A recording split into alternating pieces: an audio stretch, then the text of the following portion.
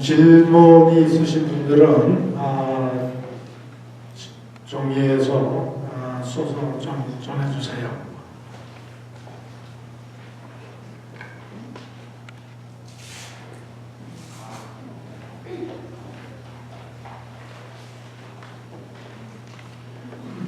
I got 3 questions from the back. The question was, why did 38 North give North Korea's GPS information to different media? We didn't give GPS information. Certainly we have been mapping out North Korea, and I think this is important. One, just for the purposes of knowing what's there. I think in every country there's, obviously mapping information out there. We do focus on WMD sites, and we have been tracking, especially, key infrastructure and key facilities, including test sites when there's missile tests and everything. But in addition to the military aspects of infrastructure and mapping infrastructure, there's also, for economic infrastructure to know where different businesses are, what kinds of businesses are there. In the future, if you are talking about reunification, it's important to have this information of what's there, where is it, how much do we know, how much do we not know. And so it's not that we're trying to spy on North Korea, but every country has some level of knowledge, or the world has some level of knowledge of every country's mapping and infrastructure.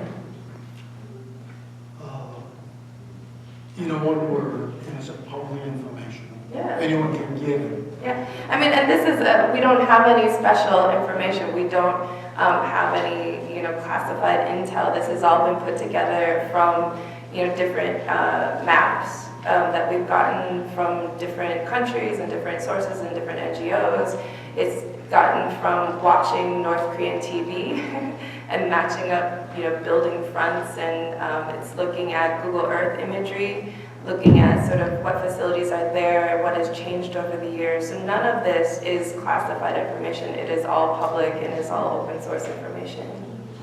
지금 제니가 이야기한 거를 간단하게 정리를 하자면요, 38 노스에서 얻는 그 GPS 인포메이션은 상업적으로 누구나 다 접할 수 있는 겁니다.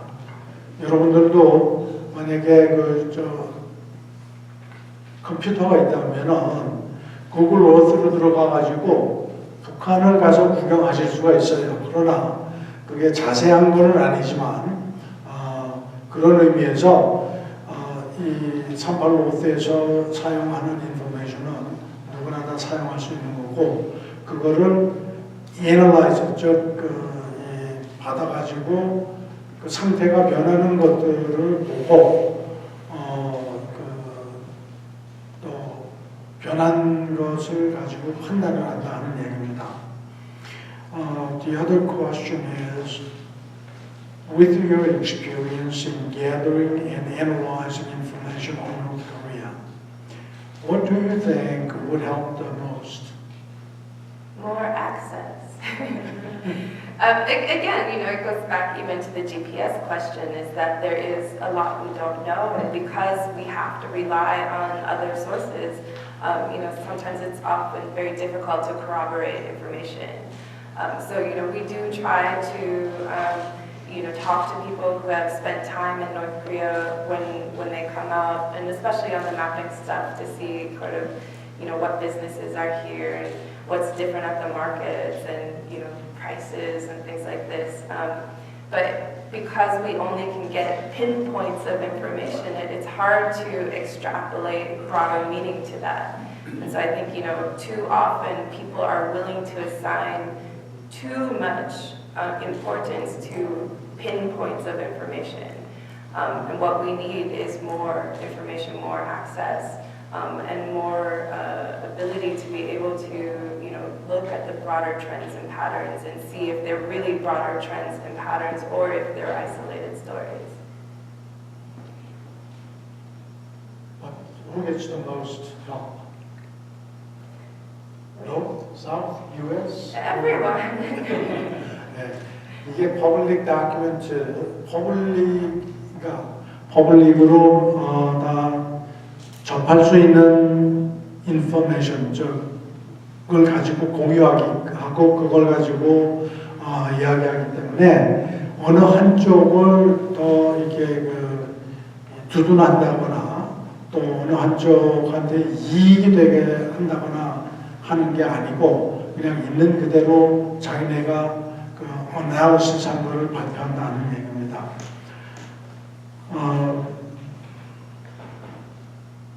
This question is, I heard you insist that Kim Jong-un should be sent to international court. Is that true? I've actually never said that, so I don't know where this comes from. I do work on human rights issues. I was involved in sort of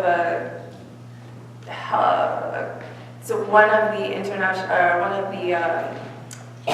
Commission of Inquiry hearings was in Washington, D.C., and when it was in Washington, D.C., our institute did host that hearing. And we did also provide information also that talked about how humanitarian work, for instance, has seen changes, or how people who have been to North Korea have seen changes in human rights aspects on the ground over years as well. So me personally, I always fight for or advocate to have, investigations and not believe simply, again, pinpoints in stories. And the goal is to, again, see how much information is there, how much the patterns are there, and then assess what's going on. But certainly there is a lack of human rights in North Korea that, as North Korea tries to be a more normal international actor, it will have to address these issues, as every country does.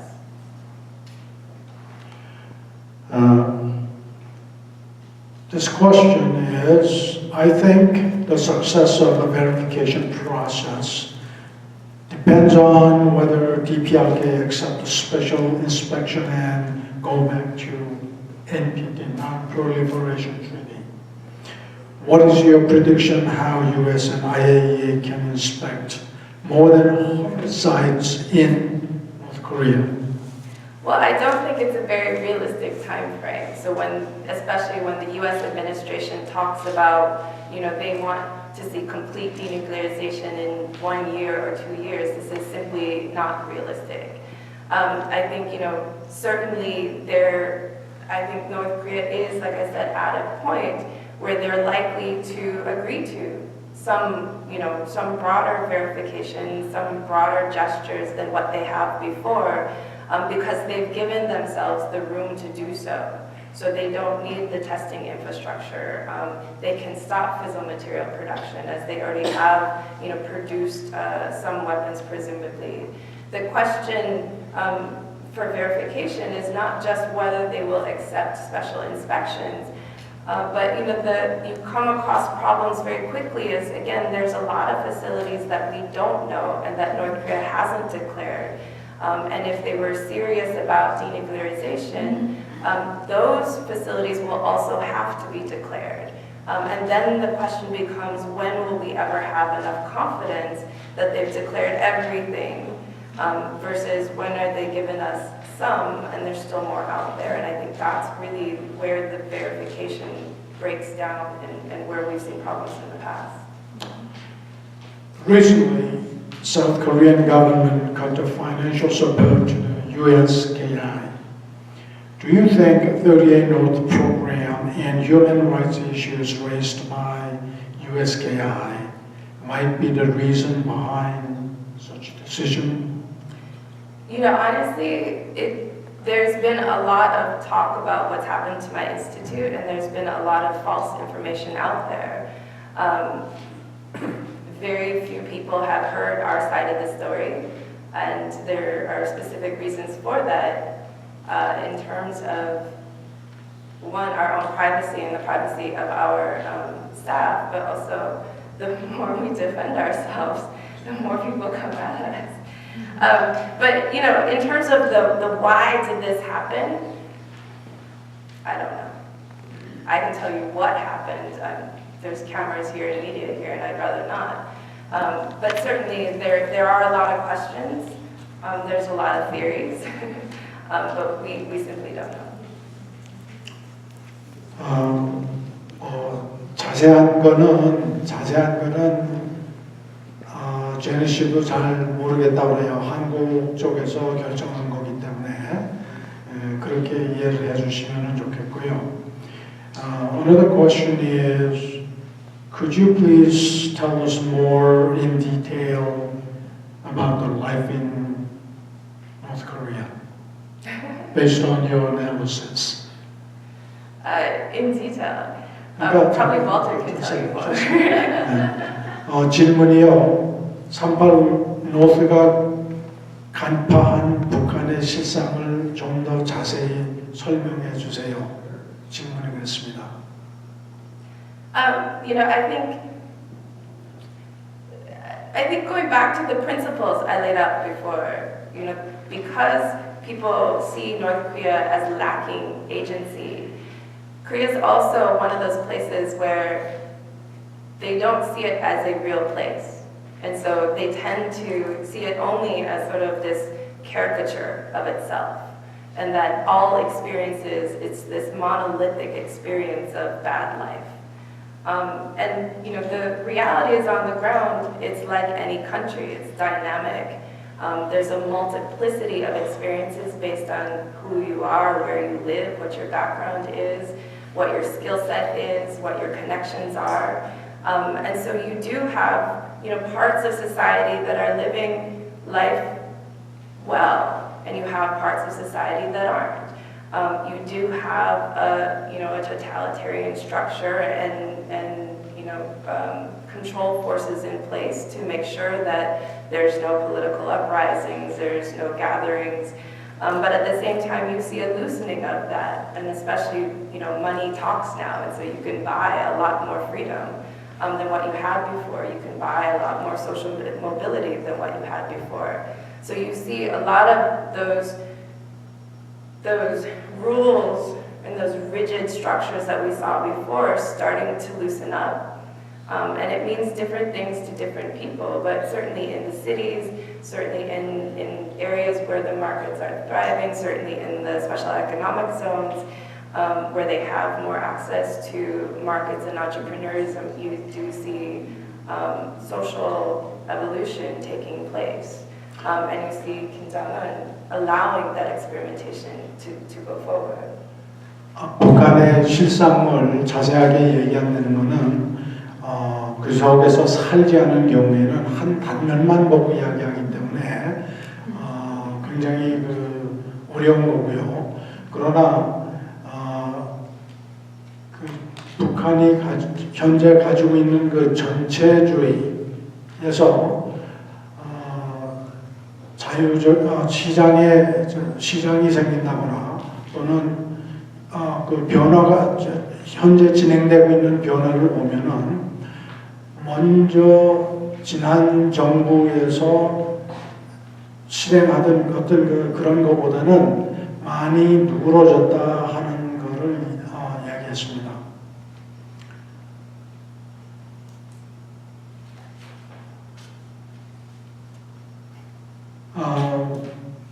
Another question is, do you think North Korea will give up this nuclear program in a year?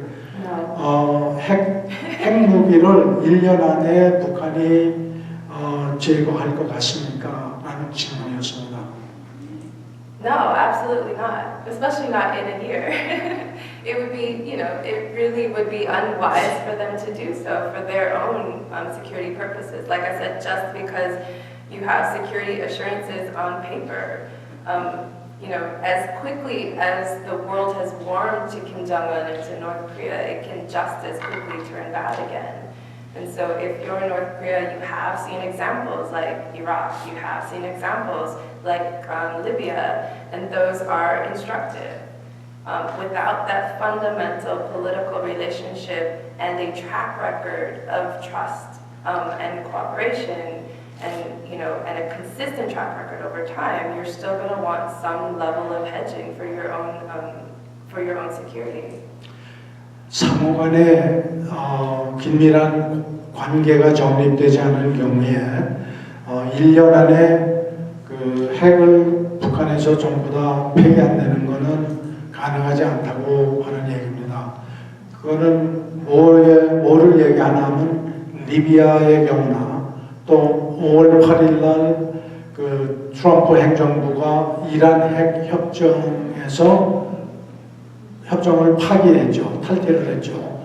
그런 거를 비추어 볼 때 1년 안에 먼저 북한이 그 핵을 전체적으로 파기한다는 것은 현실적이지 않다는 얘기입니다. 이거하고 But I would say to follow up on that though, but that doesn't mean North Korea won't do anything, that it's moving towards that direction. And I think, like I said, North Korea is willing to go down that road, and is willing to start down that road in a phased way that has reciprocal actions, that does, again, that is contingent on building that different political relationship. And the question then becomes, what is our threshold for what is enough as long as we keep moving versus, an all or nothing strategy. 제니의 관점으로 보면은 1년 안에 되는 것은 안 되지만 그러나 북한이 핵을 폐기하겠다는 그 진정성은 있고 그 진정성 안에서 그 관계국, 즉 미국을 포함한 관계 당사국들이 핵을 포기하는 어떤 로드맵이라고 할까요? 그런 걸 만들어서 할 거라고 생각을 하는 얘기입니다. 이거를 질문하신 분이 같이 질문한 건데 Who is the fault not keeping agreement between US and North Korea? 미국하고 북한 간에 어떤 약속을 해놓고는 그 약속을 지키지 않는 게 미국입니까? 북한입니까? 하는 질문이었습니다. Well, usually it's a little bit of everyone, and nothing happens in a vacuum. And so there's always there have been times where again difficulties have arisen. One, because there isn't enough specificity in the agreements, and North Korea exploits that specificity. Like I said, with the uranium enrichment program, which technically was not in the agreed framework, that could have been renegotiated. But you also have the leap day deal when they specifically didn't include rockets and space launch vehicles in order to be able to continue to do those.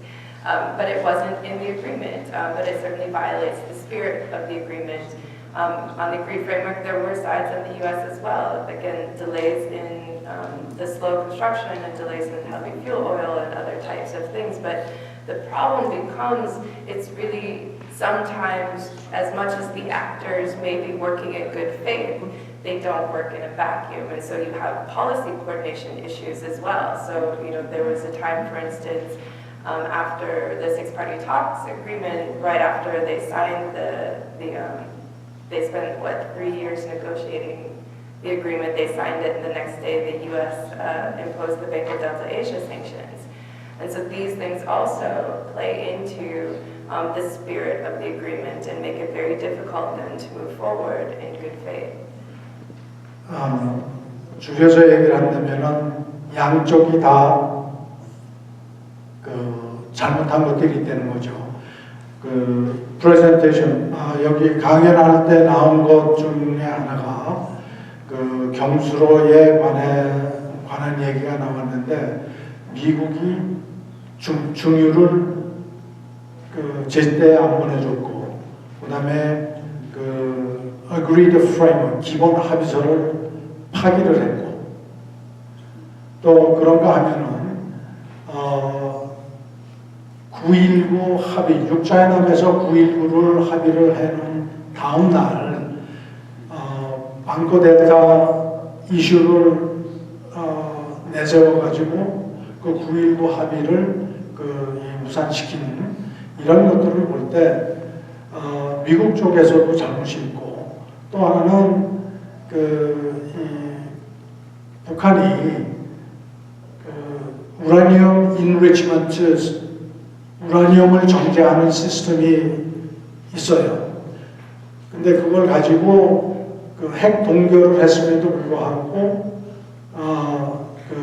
Agreed Framework의 기본 합의서에 그게 안 들어갔다 해서 운영을 하는 거 그거는 또 북쪽에서도 잘한 거가 아니다. 그러니까 양쪽이 다 잘못을 했고 이거는 서로 양쪽이 정말 어떤 합의를 해서 그거를 밀고 나가려고 하는 진정성들이 서로 결여돼서 그렇게 된 거라고 생각을 한다고 한 얘기입니다. And I would say that this also provides a cautionary tale for rushing into agreements with North Korea. As we see now going into the US DPRK summit, there's such a rush to have something, these quick results, the peeling the stickers and putting them somewhere else so it looks like you won.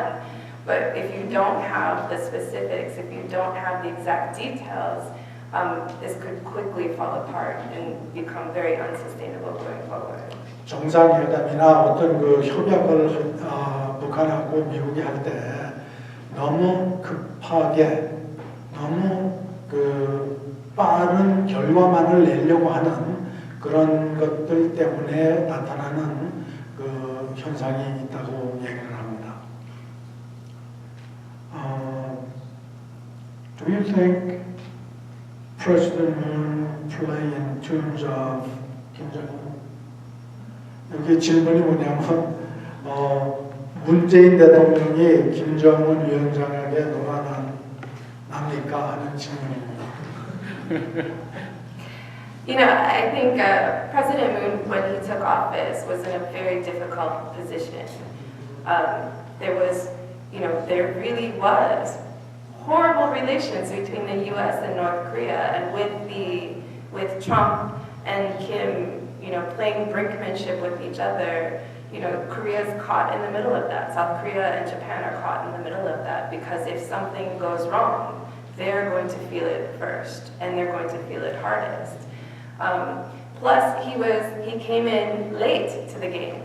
So, by the time he was elected president, you already had, Abe had already visited Trump, Xi Jinping had already visited Trump.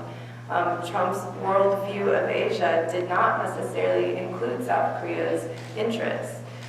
So he was in a very difficult position, and I think, because of that, there's a lot that he did that did try to, one, build a relationship with Trump, try to build support for a different type of relationship with North Korea.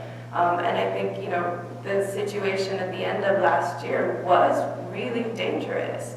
And so I think part of what we're seeing now, part of the push to make this so successful and really change this attitude is, again, to make sure that we don't go back to that war rhetoric and that we can at least figure out a way to coexist for the safety of the South Korean people, for the safety of the region and for the country and for the world, really. So I wouldn't say that he's, there's certainly things that I personally don't agree with that he's done that I think have gone beyond what he had to do, but at some level I understand sort of the logic of where he's going and why this is such an urgent issue to him. 미국하고 북한은 굉장히 오랫동안 좋은 얘기든지 서로 얼굴을 붉히는 얘기든지 오랫동안 해왔고, 그러나 문재인 대통령은 뉴클레어, 새로 얼마 전에 들어온 1년밖에 안 된 사람이 되는 거죠. 그러나 문 대통령은 가장 피해자 의식을 가지고 있다는 거예요. 북한하고 미국이 전쟁을 하게 되면은 가장 먼저 피해를 받는 게 남쪽이고, 동시에 일본도 피해를 봤는데 상황을 돌아가는 것을 보면은 아베 시진핑은 이게 이제 요번에 이 근래 말고 지난 몇 년 동안 그 미국 정부하고 긴밀한 대화를 다 했다는 거죠. 근데 남쪽은 남한은 안 돼 있는데 문재인 정부가 들어와서 그런 위험 요소를 없애려고 노력했다는 겁니다. This will be the last. 마지막 질문이 되겠는데요. 미국은 6,000개가 되는 핵을 가지고 있는데 30개 정도 핵을 가진 북의 완전한 비핵화를 요구하는 것은 미국도 비핵화에 동참하겠다는 의미인지 아니면 북한만의 비핵화인지요. United States has about 6 times nuclear warhead. North Korea has about 30 nuclear head. When they say denuclearization, does that mean only for North Korea, or does that include United States? When who says denuclearization?